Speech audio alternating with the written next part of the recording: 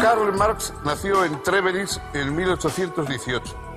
Proveniente de la izquierda hegeliana, planteó la unión de teoría y práctica para transformar el mundo. Expuso que la naturaleza de los individuos depende de las condiciones materiales.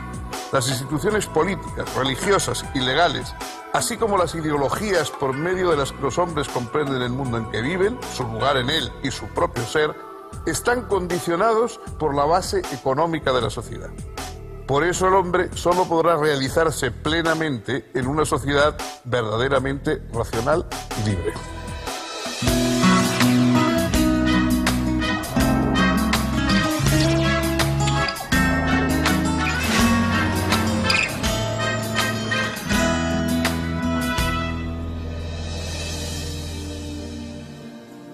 ¿Qué tal, amigos, amigas? ¿Cómo les va? Bienvenidos. Vamos a iniciar otra excursión por el orbe del pensamiento filosófico. Hoy vamos a hablar de un pensador que tuvo una suerte que rara vez suelen tener los filósofos. No solamente fue leído por unos cuantos, no solamente tuvo unos discípulos, no solamente tuvo una influencia en círculos académicos, sino que fue el promotor y el iniciador de un enorme movimiento de masas que trastocó la historia de grandes países europeos y que hoy todavía sigue siendo muy influyente en nuestro mundo. Carlos Marx fue un judío nacido en Treveris que fundamentalmente se dedicó a un estudio económico de la sociedad de su época. Antes también había estudiado efectivamente a los filósofos materialistas griegos de la antigüedad, Epicuro, Demócrito, y vivió en gran parte de su vida ganándose el sustento como periodista, y fue verdaderamente un periodista extraordinario. Tiene su fuerza, su ironía, su sentido despiadado del realismo cuando hace crónicas del mundo, es verdaderamente atractivo. Más allá de sus otras doctrinas, si uno lee libros como el 18 Brumario de Luis Bonaparte o otras crónicas de la actualidad de su época, siente toda la fuerza de un periodista de investigación, como se diría hoy, verdaderamente notable. El pensamiento de Marx se podría quizá resumir en una proposición, en una frase sobre uno de los filósofos que le estudió, Ludwig Feuerbach. Hizo un estudio con unas tesis sobre Feuerbach muy breves, y una de esas tesis, la número 11, que es la que ha llegado a ser más célebre, dice: los filósofos hasta hoy han tratado de comprender el mundo, pero lo que se trata es de transformarlo. Quizá eso es el resumen del impulso filosófico de Marx. No quiso simplemente comprender el mundo, sino transformarlo, pero naturalmente sabía que no se puede transformar la realidad sin haberla comprendido primero. Este es el planteamiento. A partir de esto, Carlos Marx desarrolló un pensamiento complejo y de un impacto histórico extraordinario. Si siguen ustedes con nosotros, vamos a hacer un resumen de toda esa historia.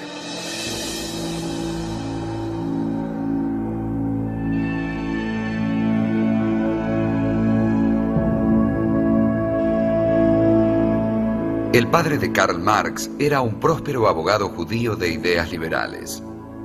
Cuando Prusia se anexó la zona de Renania, puso en vigencia la reglamentación que prohibía a los judíos, entre otras cosas, trabajar en la administración de justicia. Por lo tanto, para poder continuar ejerciendo como hombre de leyes, en 1824 se convirtió al evangelismo e hizo bautizar a su esposa e hijos. Hasta 1835, el joven Karl cursó sus estudios en el Liceo Friedrich Wilhelm en Treveris y luego estudió Derecho en las universidades de Bonn y Berlín. Como era un muchacho muy inquieto y brillante, estudió también filosofía, historia del arte y literatura. En 1841 obtuvo el título de doctor en filosofía en la Universidad de Jena, con una tesis sobre filosofía griega antigua, diferencia de la filosofía de la naturaleza en Demócrito y Epicuro. Sin embargo, decidió no seguir la carrera académica y docente, sino dedicarse al periodismo. Publicó así, en 1842, algunos artículos en diversos medios de la izquierda hegeliana, y pronto llegó a dirigir, en Colonia, un periódico liberal financiado por industriales renanos. Conoció por esa época a quien sería de ahí en más su mejor amigo y su más incondicional colaborador, Friedrich Engels. Al año siguiente, contrajo matrimonio con una amiga de la infancia, Jenny von Westphalen. En esos años, además, redactó varios ensayos entre los que cabe señalar el titulado Sobre la cuestión judía y concluyó su trabajo Crítica de la filosofía del Estado de Hegel. Para Marx, el Estado no era, como parecía ser para Hegel, la realización racional de la libertad, sino la institucionalización de la explotación de toda una clase, la de los trabajadores asalariados, que quedaba marginada de la plena humanización.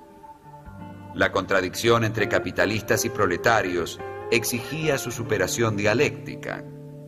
Hegel no veía esto, según Marx, y así su filosofía terminaba legitimando el statu quo.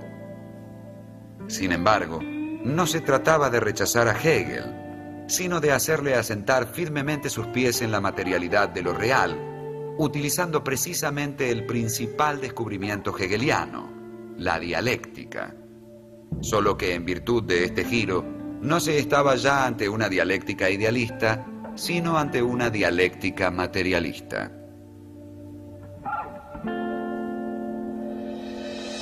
Los materialismos de la antigüedad, el materialismo de un Demócrito, de un Epicuro, de un Lucrecio, eran materialismos, digamos, en el sentido científico, es decir, se explicaban que todo está hecho de átomos, que la realidad no tiene espíritu, sino que todo es cuerpo y cosas por el estilo. Pero no se introducían en el campo de lo histórico. El materialismo de Marx parte efectivamente de estos materialistas clásicos de la antigüedad, pero introduce la dimensión histórica. Lo importante no es solamente que todo el mundo es material, que todo el mundo está hecho de átomos y de cuerpos, es decir, que no hay elementos de espíritu sobrenaturales en la realidad, pero es que esto también influye en la historia. También los pueblos, las sociedades, el mundo, digamos, en que vivimos, está basado en condiciones materiales. Normalmente ponemos los ideales, las grandes palabras, las virtudes, la justicia, los más elevados sentimientos por encima de la realidad y no nos damos cuenta de que son, piensa Marx, las condiciones materiales las que determinan realmente las sociedades. Los seres humanos vivimos de acuerdo con nuestras posibilidades tecnológicas, de acuerdo con las desigualdades económicas, es decir, con la jerarquía que da el hecho de que unos posean y otros tengan que trabajar para los que poseen y para su subsistencia. Esas condiciones materiales, esas condiciones que surgen de lo que comemos, lo que producimos, de la tecnología que tenemos para fabricar y para poder viajar y para poder conocer, todas esas condiciones materiales son las que determinan lo demás. Nuestras ideologías, las explicaciones racionales que damos del mundo, eso todo es posterior a las condiciones materiales. Nosotros creemos que lo importante es las ideologías espirituales que explican lo real, en realidad es esa base, esa infraestructura material la que explica, la que da cuenta y se expresa a través de las ideologías políticas, religiosas, etc.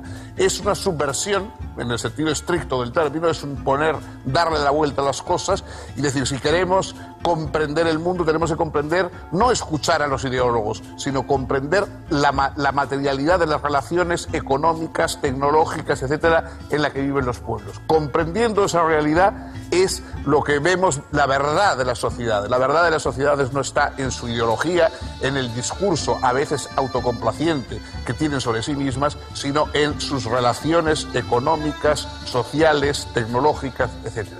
Este fue la gran vuelta, dar la vuelta a las cosas que realizó el pensamiento de Marx. En 1844, Marx se instaló con su esposa en París, donde intentó vivir de sus colaboraciones periodísticas a diversos periódicos y revistas. Comenzó a estudiar a fondo a los economistas clásicos ingleses y se contactó con la llamada Liga de los Justos, una sociedad comunista secreta, así como con diferentes reuniones obreras. Marx encontró gran afinidad entre sus propias opiniones y las doctrinas de los comunistas, que cuestionaban radicalmente al sistema capitalista y proponían la propiedad común de los medios de producción. En esos años escribió sus manuscritos económico-filosóficos, que permanecerían inéditos por casi 90 años. En ese texto, Marx denunció la naturaleza alienada del trabajo bajo el capitalismo, contrastándola con la idea de una sociedad posible en la que los hombres pudieran desarrollarse libremente en un marco de producción cooperativa. Se relacionó también con los anarquistas y escribió, junto con Engels, un libro que fue publicado en 1845 y que cuestionaba el mundo académico alemán de esa época, La Sagrada Familia. Marx colaboraba en un semanario en lengua alemana, de tendencia netamente antiprusiana, que se publicaba en París. Cuando el gobierno de Prusia, molesto ante las críticas de que era objeto, solicitó al Ministerio de Interior francés que tomara medidas para acabar con esa publicación, todos los columnistas y periodistas del semanario vieron sus visas revocadas. Entre ellos, Marx.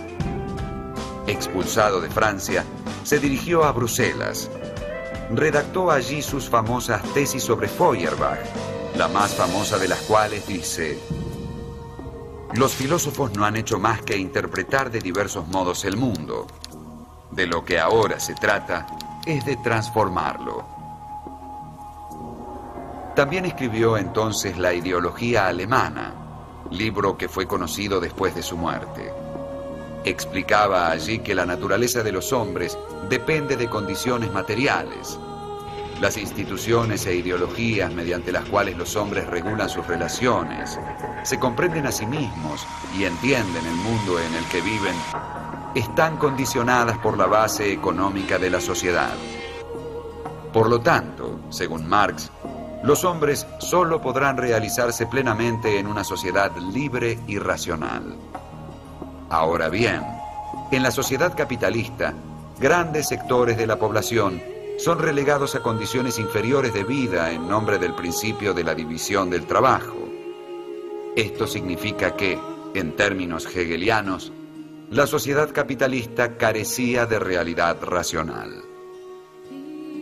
En 1847, Marx dio a conocer su Miseria de la filosofía, obra en la que respondía polémicamente a la filosofía de la miseria del anarquista Pierre-Joseph Proudhon. Ese mismo año fundó, junto con Engels, la Sociedad de Obreros Alemanes de Bruselas. Fue elegido vicepresidente de la llamada Acción Democrática y poco después participó en el segundo Congreso de la Liga de Comunistas, realizado en Londres. Se le encargó entonces redactar, junto con Engels, un manifiesto. Ese texto, el Manifiesto Comunista, fue publicado en febrero de 1848. Allí, Marx y Engels plantearon que la historia de las sociedades es siempre historia de las luchas de clases. Este principio fue la base de lo que luego se llamaría el materialismo histórico. En 1849, Marx publicó Trabajo asalariado y capital, y también un artículo sobre la historia del Imperio prusiano que tuvo como consecuencia su inmediata expulsión del territorio alemán. Marx se instaló entonces con su familia en Londres. Como inmigrante irregular, no podía acceder a un trabajo estable y su única posibilidad de subsistencia consistía en escribir artículos para diversos periódicos. Si bien tuvo algún éxito en ese campo, se trataba de un trabajo bastante mal pago y la situación económica de la familia Marx se convirtió en francamente mala. 3 de sus hijos fallecieron en esos años y la salud de su esposa y la suya propia se deterioraron irreversiblemente. En realidad, solo pudo sobrevivir gracias a las ocasionales ayudas económicas del buen Engels. Sin embargo, Marx no dejó de estudiar y producir. Entre otras cosas, mejoró su dominio del inglés y el francés y aprendió español y ruso. Todos los días concurría a la biblioteca del Museo Británico y allí leía y escribía. En 1850 publicó Las luchas de clases en Francia y en 1852 El 18 Brumario de Luis Bonaparte. También por entonces concibió el proyecto de elaborar una crítica de la economía política clásica. Debido a sus problemas financieros, familiares y de salud, el trabajo fue mucho más lento de lo que en principio él había previsto. En 1859 publicó, como primera parte del trabajo proyectado, su contribución a la crítica de la economía política, obra que tuvo una buena recepción y en la que Marx expone que el estadio histórico que denominamos capitalismo debe ser superado en virtud de su radical irracionalidad. Es claro que dicha irracionalidad debía aún ser probada con claridad. A ello se dedicaría la continuación de este texto, un estudio pormenorizado sobre el capital.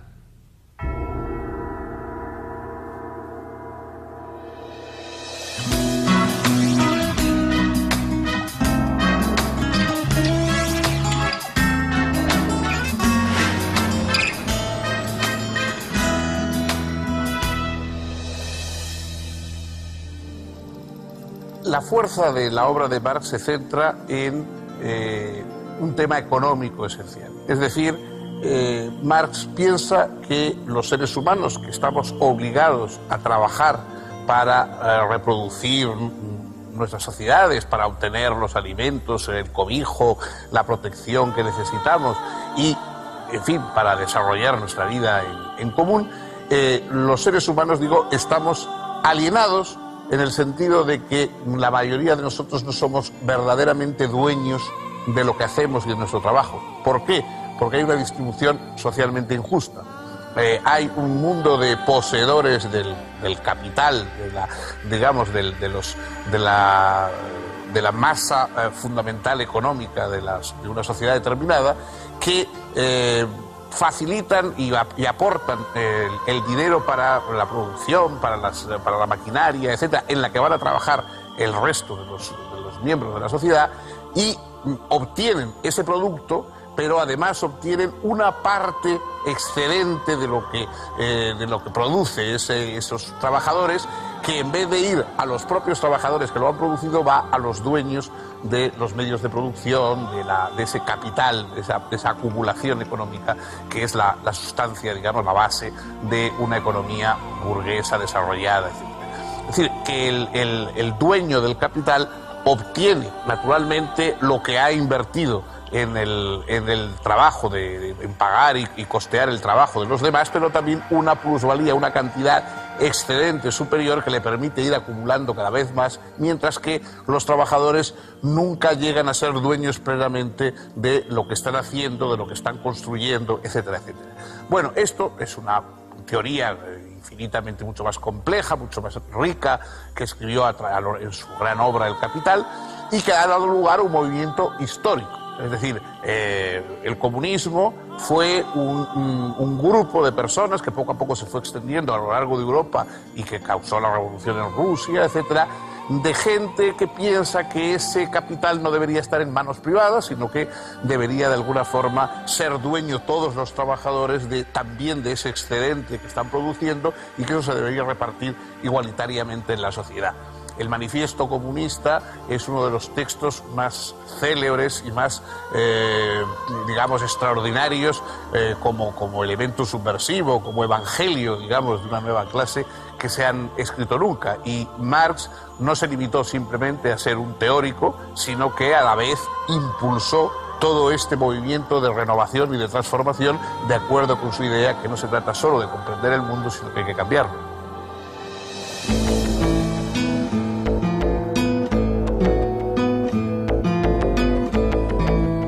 El estudio sobre el capital, proyectado por Marx como continuación de sus contribuciones a la crítica de la economía política publicadas en 1859, se fue demorando por diferentes motivos.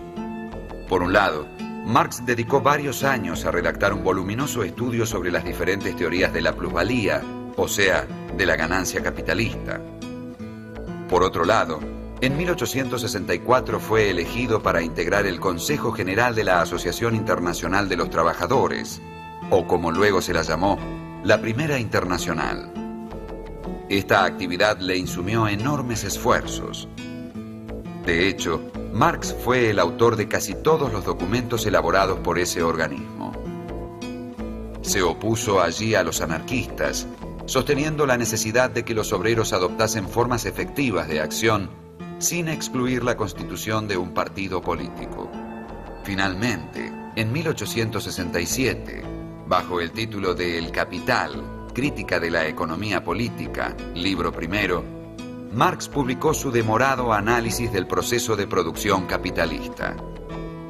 El texto tuvo un éxito inmediato y arrollador, y pronto fue traducido a diferentes idiomas.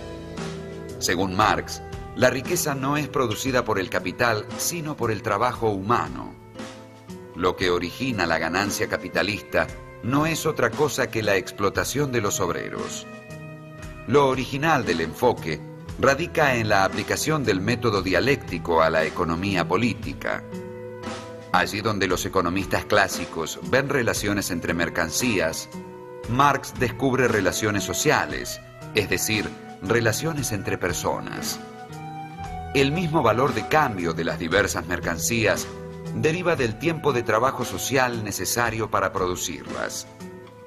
El uso del dinero y la cuantificación del valor de los artículos sugiere lo que Marx llama fetichismo de la mercancía, y que consiste en adjudicar a las cosas valores como si fuesen sus propiedades naturales, olvidando que toda valorización se resuelve en las mutuas relaciones de los seres humanos como productores y permutantes de bienes. Esa falsa conciencia que no ve más que relaciones entre cosas encuentra una particular expresión en la cosificación y venta de la fuerza de trabajo. En este simple hecho de considerar la fuerza de trabajo como una mercancía entre otras, que puede ser comprada y vendida en el mercado, consiste la explotación capitalista. Al vender su fuerza de trabajo, el asalariado recibe a cambio una cantidad de dinero igual al costo de su subsistencia y de otras necesidades que pueden variar históricamente. El propietario de los medios de producción paga esa suma y adquiere el derecho de utilizar la fuerza de trabajo del obrero, apropiándose del excedente de valor creado. Si, digamos, la mitad de la jornada de trabajo corresponde al valor de los productos necesarios para reproducir la fuerza de trabajo, la otra mitad es trabajo no pagado y apropiado por el empresario. Marx muestra que la producción de la plusvalía en el capitalismo solo es apropiación de trabajo no pagado.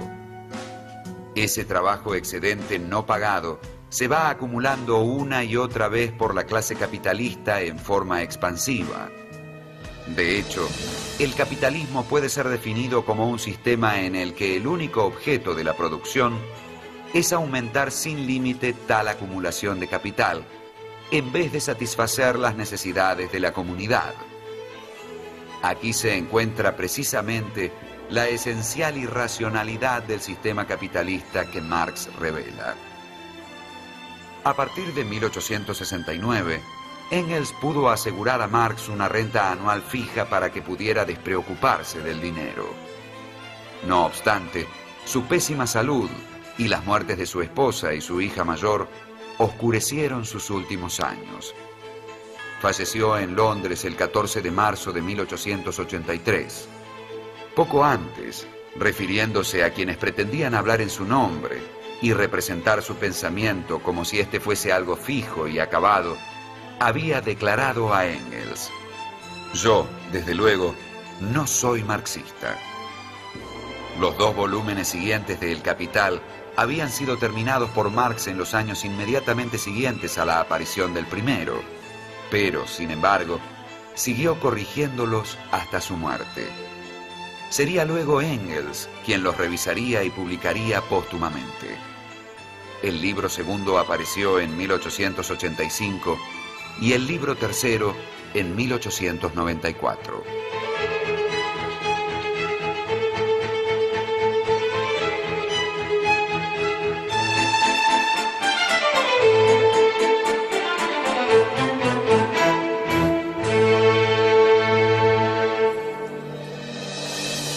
Evidentemente no es un secreto el impacto que ha tenido la obra de Marx en la historia. El marxismo no es simplemente una filosofía, sino que es a la vez una fuerza social transformadora y a veces también una coartada pues para movimientos totalitarios, autocráticos, etcétera, que con un revestimiento ideológico proporcionado por Marx, pues lo que han descubierto o inventado es nuevas tiranías burocráticas sobre los pueblos. En cualquier caso, pocas personas, pocos individuos han tenido una influencia personal tan extraordinaria como Marx en la historia, por lo menos desde luego en la historia contemporánea, yo creo que ninguno. Su obra ha sido discutida por los economistas, ha sido discutida también por las repercusiones prácticas que ha tenido al llevarse a cabo en algunos países. Ha habido, digamos, desajustes fundamentales. Marx estaba convencido de que la verdadera revolución solo podía darse en los países desarrollados, burgueses desarrollados, y él esperaba la revolución en Inglaterra o la esperaba en Alemania, y entonces fue en la atrasadísima Rusia, que era el país, digamos, en donde precisamente no existía burguesía, sino lo que existía era un campesinado y un movimiento, digamos, unos aristócratas gobernando a campesinos, y ahí fue precisamente donde surgió el movimiento revolucionario de acuerdo con más o menos con la doctrina marxista. En cualquier caso, por mucho que se discuta su obra desde el punto de vista teórico-económico, por mucho que se pueda y se deban discutir los efectos históricos que ha tenido en algunos países y obviamente digamos, la repercusión sobre la pérdida de libertades o sobre incluso el atraso en ocasiones de algunas sociedades que han querido seguir con exceso de ortodoxia el planteamiento marxista, no cabe duda de que el esfuerzo de Marx teórico fue extraordinario y sobre todo que puso sobre la mesa un problema que está ahí, sea cierto el marxismo o no. Son las condiciones materiales las que forman las sociedades. Hasta que no se transformen, mientras el mundo esté dividido entre poseedores y desposeídos, entre los que pueden aprovecharse de la necesidad ajena y los que no tienen más remedio que hacer lo que les manden si quieren sobrevivir, mientras haya ese planteamiento, que no es un planteamiento que viene de los cielos, sino que surge de la organización de la sociedad, no se puede decir que habrá auténtica libertad en los países. Ese reto, digamos, del pensamiento marxista, más allá de que sus soluciones sean mejores o peores, sigue vigente y sigue siendo un problema a resolver por nosotros, por las personas, los ciudadanos que vivimos en el mundo. Hoy hemos llegado aquí con esta obra tan distinguida, tan importante. El próximo día, si contamos con su anuencia, vamos a seguir con otro filósofo, con otra perspectiva.